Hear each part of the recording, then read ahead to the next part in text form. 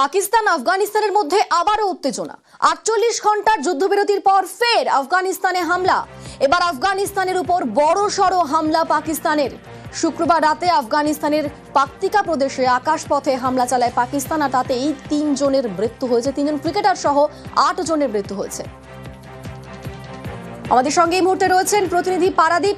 পারাদীপ, পাকিস্তানের বড়সড় হামলা এবং তাতে ৩ জন ক্রিকেটার সহ ৮ জনের মৃত্যু হয়েছে। একদমই, তুমি জানো যে যেমনটা তুমি বলছিলে যে পাকিস্তান এবং আফগানিস্তানের মধ্যে দীর্ঘদিন ধরে কূটনৈতিক একটা টানাপোড়েন চলছিল, এবং কিন্তু তার মধ্যেও তুমি জানো যে দোহাতে একটা শান্তি চুক্তি দুই দেশের মধ্যে সম্পূর্ণ হওয়ার কথা, এবং ইতিমধ্যে আফগানিস্তান এবং পাকিস্তানের প্রতিনিধিরা পৌঁছে গেছেন এবং ৪৮ ঘন্টার সংঘর্ষ বিরতি একটা চুক্তি হওয়ার কথা। কিন্তু তার মাঝেই সেই সিজ ফায়ার লঙ্ঘন করে যেটা আমরা জানতে পারছি যে আফগানিস্তানের পাকতিকা প্রদেশ, সেখানে কিন্তু এয়ার স্ট্রাইক হয় এবং এই এয়ার স্ট্রাইকের জেরে ৮ জন মারা গেছেন এবং ৭ জন আহত হয়েছেন এখন অব্দি খবর। এবং ৮ জন যারা মারা গেছেন তাদের মধ্যে ৩ জন ক্রিকেটার রয়েছেন, কবির, হারুন এবং সিবঘাতুল্লাম।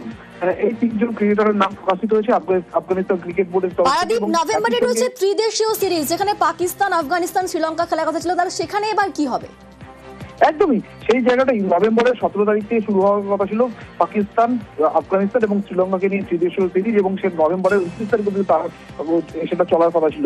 কিন্তু আফগানিস্তান ক্রিকেট বোর্ড এই ৩ জন ক্রিকেটারের মৃত্যুর কারণে তারা এইখান থেকে এই যে ত্রিদেশীয় টুর্নামেন্ট, এই টুর্নামেন্ট থেকে তারা নাম তুলে নিয়েছে।